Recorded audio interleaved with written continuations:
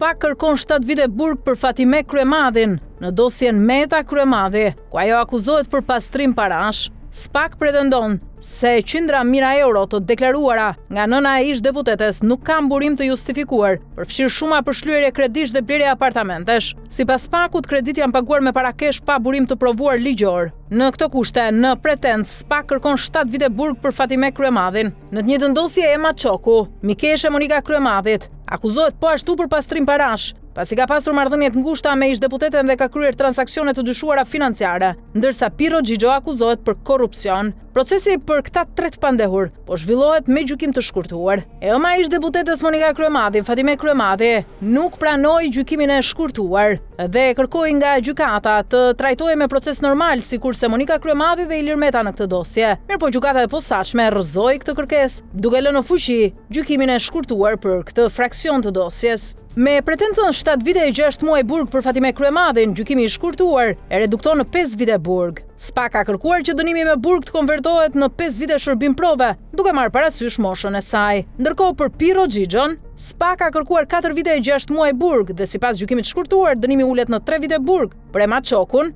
SPAK kërkon 7 vite burg me gjykim të shkurtuar 4 vite e 8 muaj, duke marrë parasysh rrethanat e tjera, pezullohet dënimi me burg dhe vihet në shërbim prove për 5 vite. Ish punojësi i drejtorisë së burgjeve Fatjon Baçi, akuzuar nga SPAK se i dha një telefon celular kryebashkiakut të Tiranës Erion Velia gjatë qëndrimit të këtij të fundit në paraburgim, ka kërkuar një masë më të butë nga gjykata. Përmes avokatit, Baçi ka pretenduar se veprimi ishte një gabim njerëzor dhe nuk ishte qëllim kriminal. Mbrojtja deklaroi se telefoni është përdorur vetëm për komunikime me bashkëshorten dhe vllajën e Veliait, jo për biseda të paligjshme. Avokati kërkoi që gjykata të marrë parasysh rrethanat familjare të Baçit, duke theksuar se ai ishte i vetmi person që siguron të ardhurat në familje.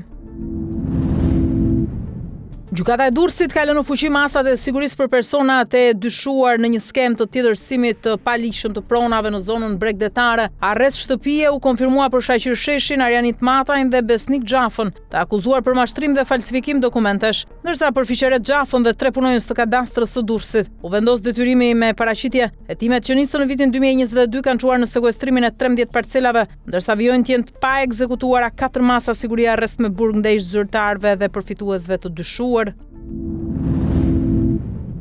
Detajet të reja dalin në dritë nga hetimet për vrasjen e Glend Koçit, ku autori i dyshuar Armand Shakaj vijon të jetë në arrati. Sipas hetuesve, pas krimit ai u fsheh për rreth 10 ditë në zona të ndryshme të Elbasanit, duke ndryshuar pamjen dhe përdorur dokumente të falsifikuara. Shakaj dyshohet se lëvizte vetëm me taksi dhe qëndronte në hotele e apartamente me qira për të shmangur policin. Hetuesit arritën ta lokalizonin një herë përmes telefonit, por ai u largua para arrestimit.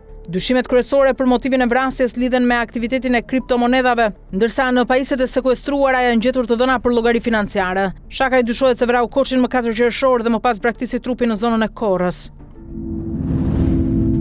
Zbardhen detajet të reja për vrasjen e 50 vjeçarit Edmond Sula në Bërxull. Sipas grupit hetimor, atentati dyshohet të jetë kryer nga një vrasës me pagesë, i cili e priti viktimën pranë banesës dhe ekzekutoi me një plumë në kokë sapo zbriti nga makina. Kamerat e sigurisë kanë filmuar autorin duke u larguar në këmbë, ndërsa hetuesit dyshojnë se më pas ai u mor me automjet nga bashkëpunëtor. Pista kryesore lidhet me konfliktet mundshme për prona, pasi Sula merrej me shit blerje pronash. Hetimet vijojnë për identifikimin e autorëve dhe zbardhjen e plotë të ngjarjes së rëndë.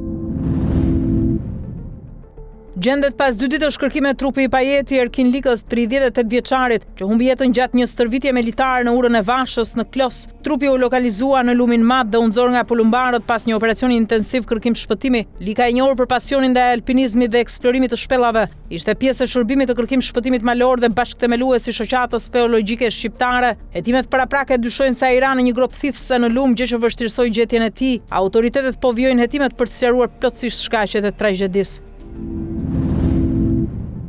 Familja Sadushi në Orizaj të Beratit i dha lëmtumirën e fundit 15 vjeçarit Fatjon Sadushi, e cili humbi jetën tragjikisht në Lumin Osum, mes dhimbjes dhe lotëve. Të afër miqe bashkëmoshatar morën pjesë në ceremoninë martore për të miturin. Ekspertiza mjekoligjore ka konfirmuar se shkaku i vdekjes ishte mbytyja, ndërsa banorët e zonës ngren shqetësime për kushtet në Lum, duke pretenduar se pritat e ndërtuara kanë krijuar gropa të thella me balt. Ngjarja ndodhi teksa Fatjoni i vogël ishte me të nar dhe hyri në Lum për t'u freskuar. Babai tentoi ta shpëtonte, por nuk mundi ta nxirrte të gjallë. Autoritetet po vijojnë verifikimet për zbardhjen e plotë të rrethanave.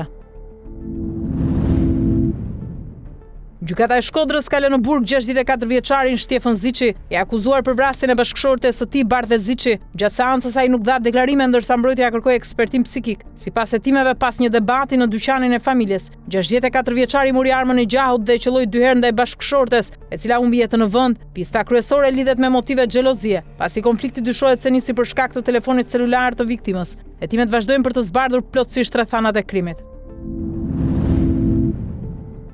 Një 31 vjeçar është arrestuar nga policia e Krujës dhe një tjetër është shpallur në kërkim pas zbulimit të një parcele me kanabis në fshatin Mukaj. Gjatë operacionit koduar Mukja, policia sekuestroi 42 bimë të dyshuara kanabis sativa dhe 600 gram lëndë narkotike të përpunuar. Sipas hetimeve, 2 persona dyshohet se kishin kultivuar bimët në një zonë pyjore. Policia vijon kërkimet për kapjen e 43 vjeçarit të shpallur në kërkim dhe po punon për dokumentimin e plotë të aktivitetit kriminal. Rasti është referuar prokurorisë për veprat penale të kultivimit dhe prodhimit të narkotikëve.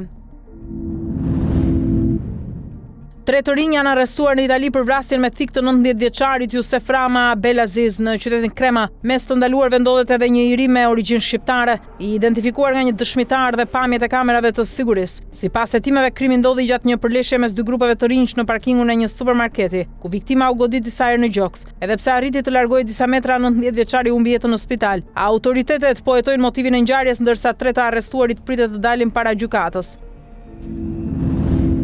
Një 55 vjeçar shqiptar është arrestuar në Como të Italisë si dyshuar për vjedhje me thyerje dhe kundërshtim me dhunë të policisë. Sipas autoriteteve, ai ishte pa dokumente identifikimi, i njohur për policinë dhe në shkelje të një urdhri dëbimi. Pas sinjalizimit për një vjedhje, efektivët e ndoqën dhe e neutralizuar, ndërsa gjatë arrestimit ai sulmoi me grushte shkelma. Policia i gjeti një kaçavit dhe sende me vlerë që dyshohet se ishin vjedhur. Shqiptari u arrestua për disa vepra penale, ndërsa 2 policë mbetën të lënduar dhe morën nga 5 ditë pushim mjekësor.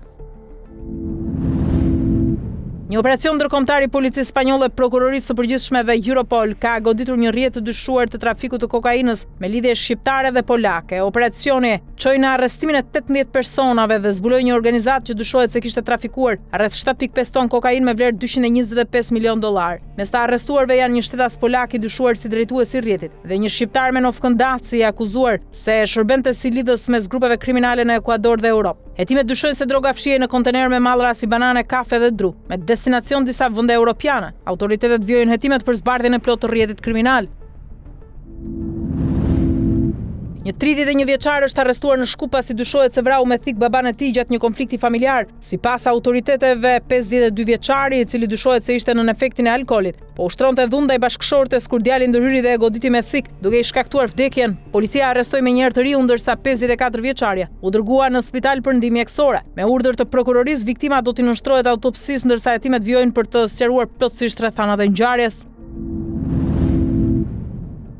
Rëndohet bilanci i tërmeteve shkatërruese që goditën Venezuelën më 24 qershor. Autoritetet raportojnë 4.490 viktima dhe 16.720 të plagosur, ndërsa ende nuk ka një shifër zyrtare për personat e zhdukur. 2 lëkundjet me magnitudë 7.2 dhe 7.5 të shkallës Richter goditën vendin brenda 39 sekondash, duke shkaktuar dëme të mëdha në Caracas dhe zonat përreth. Mijëra banor vazhdojnë të jetojnë në kampe të përkohshme, ndërsa ekipet e shpëtimit vjojnë kërkimet nën rrënoja. Sipas autoriteteve, mbi 850 ndërtesa janë dëmtuar dhe 190 janë shembur plotësisht.